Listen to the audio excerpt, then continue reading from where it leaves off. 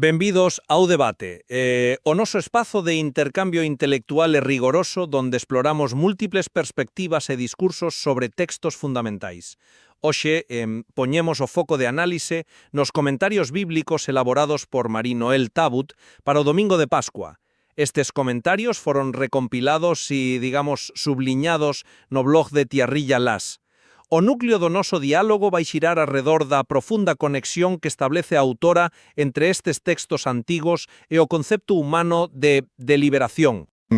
Liberación non solo como unha idea abstracta, senón como esa necesidade tan urxente de romper coas cadeas do desespero, da opresión e das limitacións que nos impón a realidade. E a pregunta central que vai guiar a nosa conversa hoxe céntrase na epistemoloxía da creença. Exacto. E cando dicemos epistemoloxía da crenza, para non perdernos no vocabulario académico, referímonos basicamente a como chegamos a saber o que sabemos no eido da fe, ou sexa, cal é o camiño que nos leva a crer. A pregunta central é: xorde a fe dos apóstolos nestes relatos como unha conclusión lóxica e inevitable, baseada en evidencias físicas e tanxibles, ou, pola contra, preséntase fundamentalmente como un santo espiritual previo, unha decisión de crer que é necesaria para poder interpretar a realidade e as escrituras correctamente. E para situarnos dende o principio, a miña postura hoxe será argumentar que a narrativa analizada por Tabut subliña a evidencia material e acción histórica concreta como motor indispensable. É, dende o meu punto de vista, a proba empírica que xera a fe e a posterior transformación cara a esa liberación. Pola miña banda, sosterei que o texto ilustra un cambio de paradigma interno. A fe actúa como a lente imprescindible, sen a cal a evidencia física resulta totalmente opaca e incomprensible. Ben, para comezar, creo que o máis útil é mirar como os textos que analiza Tabut están profundamente ancorados no mundo físico, na terra que pisamos. Non estamos a falar de revelacións místicas que ocorren na mente de alguén mentres medita illado do mundo. Falamos de probas obxectivas, empíricas. Se collemos a análise que fai do Evangelio de Xoán no capítulo 20, Tabut describe os lenzos abandonados no sepulcro baleiro utilizando un termo prestado do ámbito xurídico. Fala de pies a convicción, é dicir, auténticas probas materiales, como as que se presentarían na escena dun crime. É un termo forte, dende logo. Probas de convicción. Exactamente. E o motivo polo que son probas é loxístico. A disposición exacta da mortalla e do sudario desmonta por pura loxística o rumor de que o corpo fora roubado. Imagina a escena dun roubo de tumbas. Hai presa, hai caos, os ladróns levan o corpo con todo o que ten encima ou arrancan os tecidos de calquera maneira. Claro, non se paran a dobrar nada. Sí, pero o que atopan os apóstolos é orde. Os lenzos están caídos no seu sitio e o sudario enrolado aparte. Ademais, Tabut engade o exemplo dos feitos dos apóstolos. Pedro, antes de dar un paso revolucionario, necesita evidencias tanxibles. El acaba de realizar 2 milagres físicos tremendos, que son curar a un home paralítico chamado Eneas e resucitar a unha muller Tábita. Son estes feitos materiais, estas alteracións do mundo físico, os que lle dan a forza para rachar coas súas certezas culturais e cruzar o limiar da casa de Cornelio en Cesarea. Un pagán, algo prohibido para un xudeu estricto. A fe constrúese, polo tanto, sobre a observación empírica da acción na historia. A ver, eu abordo dun xeito distinto, porque se lemos con detemento o que Tabut expón, a conclusión é xustamente que a evidencia física, por sí sola, non xera comprensión ninguna. Pensemos nesa mesma escena do sepulcro en Xoán. Hai unha pasaxe clave na que Tabut fai moito fincapé, di: até entón, os discípulos non comprenderan que, segundo a Escritura, debía resucitar. E isto é vital porque non existía ningunha escritura explícita no Antigo Testamento que dixese o Mesías morrerá e resucitará ao terceiro día de forma literal. Certo, non había un manual ni instruccións previo. Ningún. Entón, que é o que ven físicamente? Ven un burato na rocha e uns tecidos. María Magdalena é a primeira en chegar e ver esa materialidade. E cal é a súa conclusión empírica e terreal? Roubaron o Señor do sepulcro. A proba física, por sí mesma, só lle xera angustia e confusión. Non a libera, encadea o seu pensamento a unha traxedia criminal. Aquí é onde Tabut cita a Santo Anselmo, cunha frase que me parece o corazón deste debate. Di: non hai que comprender para crer, hai que crer para comprender. A fe é o que chamamos a clave hermenéutica. Para visualizalo, é como se entrases nun cuarto escuro cunhas lentes de visión nocturna. As lentes non crean os móveis do cuarto, pero sin poñer as lentes primeiro, sobes escuridade. O salto de fe é poñer as lentes. Sen esa disposición interior, os lenzos son só un misterio sen resolver. Ese é un punto interesante, aínda que eu, formularía o doutro xeito. E fago fincapé nisto porque non podemos minimizar o impacto desa evidencia visual. Zabud establece un contraste moi físico entre dúas resurreccións para explicar isto, a de Lázaro e a narrada aquí. Imagina a escena de Lázaro saindo da tumba. Sai atado de pés e mans coas vendas, co rostro envolto nun sudario. Está vivo, sí, pero segue prisioneiro das cadeas do mundo material. Alguén ten que desatarlo. No outro caso, a figura sai completamente ceibe, deixando esas ataduras atrás. O texto é contundente cando di que Xoán entrou, viu e creu. Creu precisamente porque esa proba física era irrefutable e incompatible co roubo. A materialidade importa profundamente, non un conto de fadas etéreo, o detalle dos tecidos é o detonante. Se a Cefo se únicamente un salto espiritual, ese paseo ata o sepulcro sería innecesario. Terían recibido unha iluminación interna mentras estaban pechados nas súas casas por medo. Pero tiveron que ir, tiveron que ver a pedra movida. Ese é un argumento convincente, pero consideraches a advertencia literal que fai a propia Zabud sobre a natureza desas probas. Ela escribe no seu comentario que ninguna destas probas é verdadeiramente vinculante. Utiliza a palabra en francés, contrañante. É dicir, non obrigan ao intelecto. Se ti me pos deante unha demostración matemática ou un experimento científico sobre a gravidade, a miña mente está obligada a aceptalo. O sepulcro baleiro non funciona así. A ver, é certo que non é unha fórmula de álgebra, pero... Exacto. E Zabud enmarca toda a escena facendo referencia ao prólogo de Xoán. A luz brilla nas tebras, pero as tebras non a comprenden. O mundo físico, se o deixas cos seus propios medios, cos seus 5 sentidos, é incapaz de procesar esa liberación. Cando Xoán entra e ve os lenzos, non está resolvendo un puzzle detectivesco. É o seu acto interno de crer o que ilumina a escena cara atrás no tempo. Fíxate nisto. Pedro entra antes que Xoán. Pedro ve exactamente a mesma cantidade de fíos de liño, a mesma orde, o mesmo sudario. E con todo, o texto reserva o viu e creu para Xoán. A proba material é radicalmente ambigua ata que a disposición do crente lle dá significado. Entendo por qué pensas eso, pero permíteme ofrecerche unha perspectiva diferente baseándonos na historia de Israel, que é o xan sobre o que pisan todos estes personaxes. Zabud debulla o Salmo 118, un texto que cantaban os xudeos na Pascua. Cando o pobo de Israel canta «Eterno é o seu amor» e proclama que o brazo do Señor é forte, non o fan porque tiveron unha epifanía mística colectiva na súa cabeza.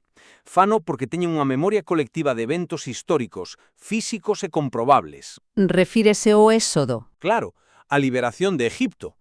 Foron escravos físicos, sufriron lategazos físicos, fuxiron e cruzaron un mar material. Para o israelita, o brazo do Señor tradúcese exclusivamente en actos salvíficos no mundo material. Esta é unha epistemoloxía inductivamente histórica. É dicir, como no pasado vin e toquei a miña liberación material, podo deducir lóxicamente que a liberación actual tamén será real. Cando o salmista di, non morrerei, viverei para anunciar as accións do Señor, está ancorando a súa esperanza na evidencia empírica do rescate. A crenza deriva da constatación da proba histórica. Sen a proba da saída de Exipto, o Salmo 118 sería poesía baleira. Sinto decilo, pero simplemente non merco esa idea. Déixame explicarche por qué, utilizando exactamente ese mesmo fío histórico que acabas de debuxar. A experiencia crúa e material do Venres Santo destrozou cualquiera expectativa empírica que os apóstoles pudeisen ter. Seguindo a túa liña, que esperaban os discípulos baseándose na historia do Éxodo? Esperaban un Mesías guerreiro, un novo Moisés ou un rei David que sacase a espada e expulsase aos romanos físicamente. Esperaban victorias visibles. Certo, as súas expectativas estaban moi ligadas ao poder terreal, eso é innegable. Efectivamente. Que obtiveron? A crucifixión. Empíricamente, históricamente e visualmente, a cruz é o fracaso absoluto. Non encaixa en ningunha loxística de salvación observable. Si só dependesen das probas materiais, a historia remataría ese vernes ás 3 da tarde. O empirismo puro decíales que fracasara. Zabut explica moi ben que, tras a resurrección, a comunidade tivo que facer un formidable traballo de reflexión. Tiveron que aplicar unha lectura radicalmente nova impulsada polo espírito, para poder mirar cara atrás e entender que ese fracaso observable era, en realidade, a pedra que rexeitaron os constructores convertida en pedra angular. A historia tivo que ser reinterpretada pola fe. Só ese salto lles permitió ver que o que parecía unha derrota material era a liberación definitiva. Xa, pero non estou convencilo por esa liña de razonamiento porque parece suxerir que esa reinterpretación pasou a ser un exercicio puramente etéreo ou filosófico, desvinculado da realidade palpable da rúa. E se avanzamos cara aos textos de San Paulo que Tabut analiza, como as epístolas aos colosenses e aos corintos, vemos que a exigencia empírica segue sendo centro.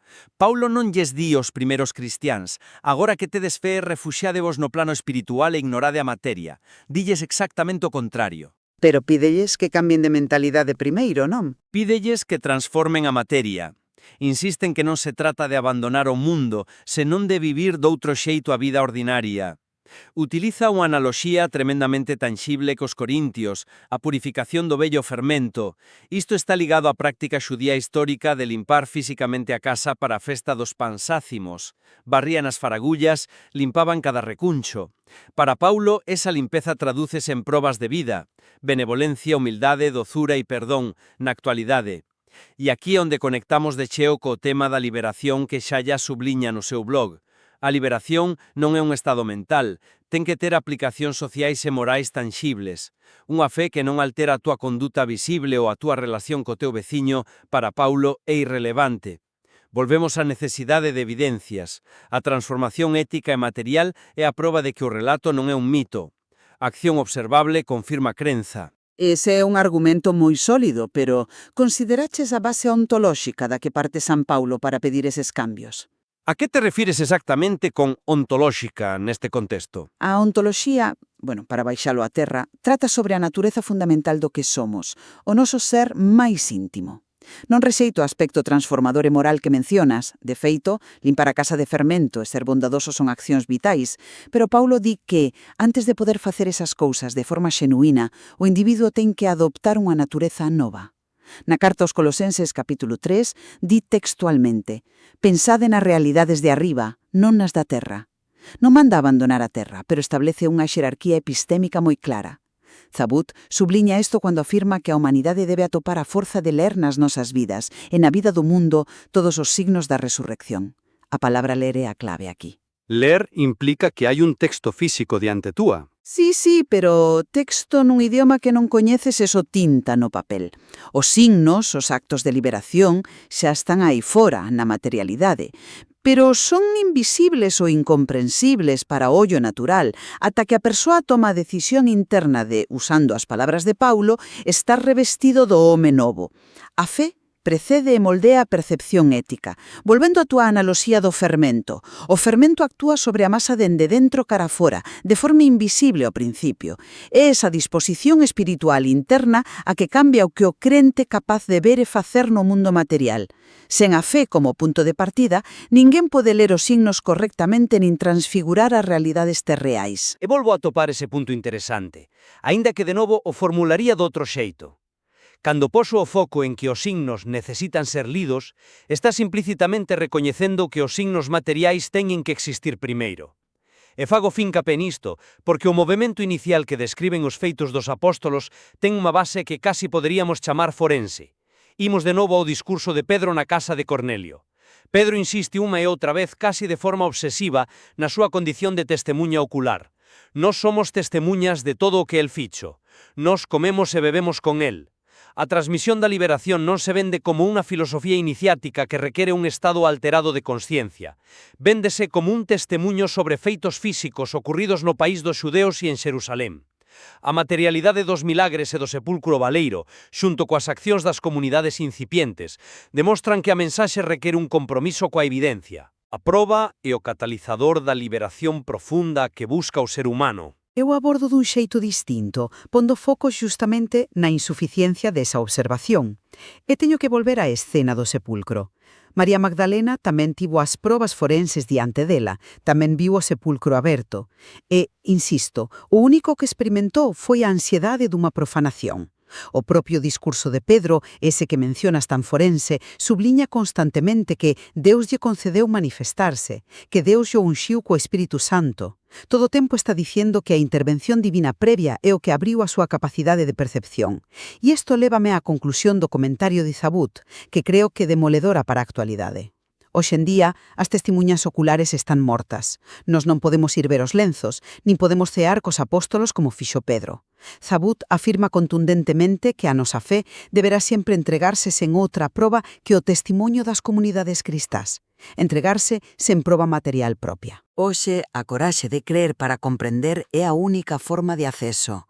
É a disposición interior a que dota de significado as escrituras e nos permite experimentar a liberación que destaca Hayas, porque a evidencia histórica orixinal xa non é accesible físicamente para nós. Ben, achegándonos xa ao treito final da nosa análise, creo que é o momento de recapitular as nosas posturas. A min pareceme evidente que ambos extraemos lecturas moi substanciais do mesmo texto. Desde a miña perspectiva, defendín que a materialidade, os detalles históricos da escena do sepulcro, a insistencia de Pedro en ser testemunha visual e as exixencias prácticas de conducta en San Paulo demostran que o relato exixe un compromiso fundamental coa evidencia empírica. A materia e os feitos observables operan como motor que arranca a fe e pon en marcha o camiño cara á liberación do ser humano. E pola miña banda sostiven ao longo deste intercambio que os textos ilustran precisamente a insuficiencia dese motor se non hai combustible espiritual. Sen a lente da fe previa, o sepulcro baleiro soxera a angustia dun roubo, a cruz é o fracaso dun líder, e os textos antigos seguen sendo promesas incomprensibles. É ese salto valiente, a disposición interior de crer para poder ver, o que dota de orde a realidade material e nos achega a verdadeira liberdade. Non obstante, e a pesar desta profunda diferenza no enfoque epistemolóxico, atopo un punto de convergencia moi forte entre nós. Ambos coincidimos, guiados polas análises de Tabut e pola énfase de Hayas, en que o obxectivo final destas narrativas non é gañar un debate intelectual. O obxectivo é a liberación. A resposta á necesidade humana de sobreporse ás forzas destructivas do odio, do medo e da propia morte. Totalmente de acordo. As dúas visións recoñecen que a complexidade da condición humana e destes textos requiere manter unha tensión saudable. Unha tensión na que o compromiso moral no mundo físico e a iluminación espiritual interna non son enemigos en absoluto. Necesítanse mutuamente para captar toda a riqueza desta promesa de liberdade.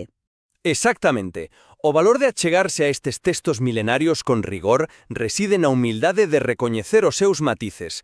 A miúdo, a comprensión máis profunda tópase ali onde se cruzan perspectivas distintas, xusto nesa tensión da que falabas.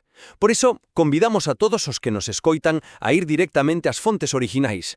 Lede os comentarios de Tabut, explorade a recompilación de Xalas e pensade por vos mesmos. Hai moito máis que desentrañar sobre este equilibrio entre o mundo que vemos e a fe que nos move. Sen dúbida. A mellor forma de honrar estes textos é enfrontarse a eles persoalmente para seguir reflexionando sobre si é a proba tanxible a que nos abre a porta da crenza ou si é a crenza íntima que nos adestra os ollos para ver a liberación que sempre estivo aí. A conversa desde logo queda aberta. Así é. Queda na vosa man, como ointes e pensadores críticos, tirar as vosas propias conclusións a partir desta análise. Grazas por acompañarnos neste intercambio, por o voso tempo e por voso interese en afondar nas ideas que moldean a nosa cultura. Ata a próxima!